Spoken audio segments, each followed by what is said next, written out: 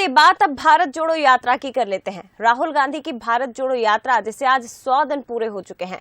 कन्याकुमारी से शुरू हुई ये पदयात्रा मध्य प्रदेश से होते हुए इन दिनों राजस्थान में है। राहुल गांधी राजस्थान में 70% यात्रा पूरी कर चुके हैं, जो अलवर से होते हुए अब हरियाणा में एंट्री करेगी।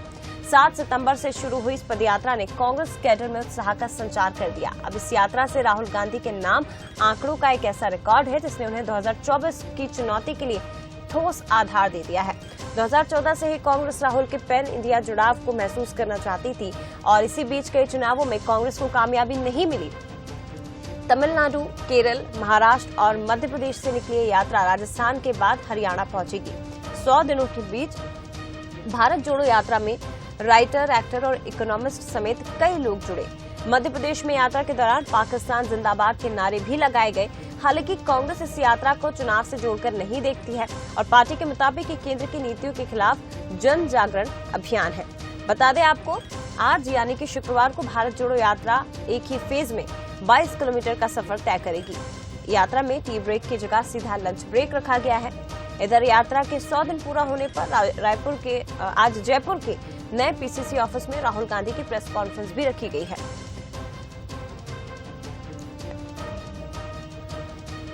चलिए और भी ज्यादा बातचीत हम करेंगे। इस यात्रा से जुड़ी हुई विस्तार से जानकारी हम लेंगे। सीधे रुख करते हैं एग्जीक्यूटिव एडिटर मनोज सैनी जी हमारे साथ इस वक्त लाइव जुड़े हुए हैं। मनोज जी, भारत जोड़ो यात्रा जो कि कन्याकुमारी से शुरू हुई श्रीनगर में जाकर ये समाप्त होगी। 100 दिन पूरे हो चुके हैं। इस बीच मध्य प्रदेश से भी ये यात्रा गुजरी और मैं चाहूंगी कि पिछले 100 दिनों में क्या कुछ आपने एक राजनीतिक चश्मे से इस यात्रा को किस प्रकार से देखा, क्या कुछ समझा, जरा वो बताइए। निश्चित रूप से मैंने इस यात्रा को राजनीतिक चश्मे से भी देखा है और इस राजनीतिक यात्रा तो नहीं कहेंगे, अराजनीतिक यात्रा जैसा कांग्रेस का दावा है, उस यात्रा में शामिल होकर एक पत्रकारिता यानी रिपोर्टिंग भी की है।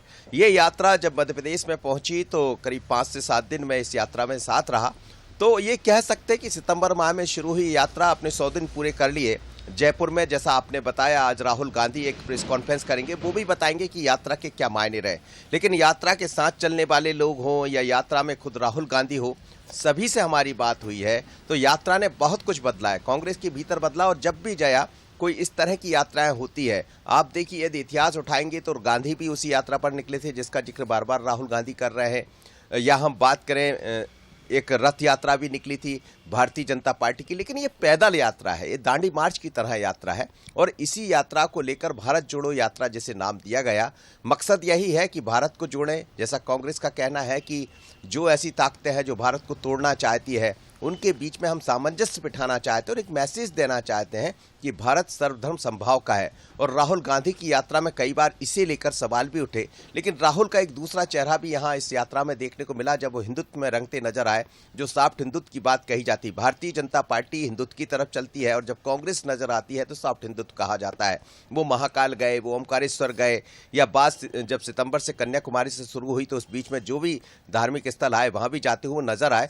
लेकिन इस यात्रा से निश्चित रूप से कांग्रेस के भीतर एक जान आई है। जैसा जब मेरी बात हुई जयराम जी से तो वो कह रहे थे कि एक नई जान आई है और कांग्रेस बदली बदली सी नजर आती है। जिस कांग्रेस को एक जरूरत थी ऊर्जा की, वो ऊर्जा अब दिखाई दे रही राहुल गांधी के नेतृत्व में। राहुल गांधी पर जो सवाल उठते रहे कि राहुल गांधी को लेकर तमाम तरह की कहीं आलू से सोना बना देते, तो ये सब चीजें बहुत पीछे छूट गई, क्योंकि राहुल गांधी ने प्रतिदिन 22 से 23 किलोमीटर पैदल चलकर ये बता दिया कि राहुल गांधी वो राहुल गांधी नहीं है जिसे प्रस्तुत किया जा रहा है। ये राहुल गांधी दूसरा राहुल गांधी है जो जनता के लिए लड़ाई लड़ना चाहता है। लेकिन मुद्दे इसमें जरूर नजर नहीं आए मुझे। जैसा मैंने देखा कि मुद्दा महंगाई का है, मुद्दा अन्य है, तो उन महंगाई के मुद्दे या इन मुद्दों पर चर्चा करते कहीं यात्रा में नजर नहीं आए। जब उन्होंने भाषण दिया तो जरूर ये दिखा कि किस तरह से वो कभी तपस्वी बनते हैं, कभी तपस्या से जोड़कर आंदोलन को बताते हैं। तो बहुत चीजें बदली है और राहुल गांधी का भी एक नया चेहरा सामने आया और कांग्रेस उसी नए चेहरे के साथ आगे बढ़ने की तैयारी में है। चाहे 23 हो या 24, भले इसको राजनीतिक यात्रा ना माना जाए,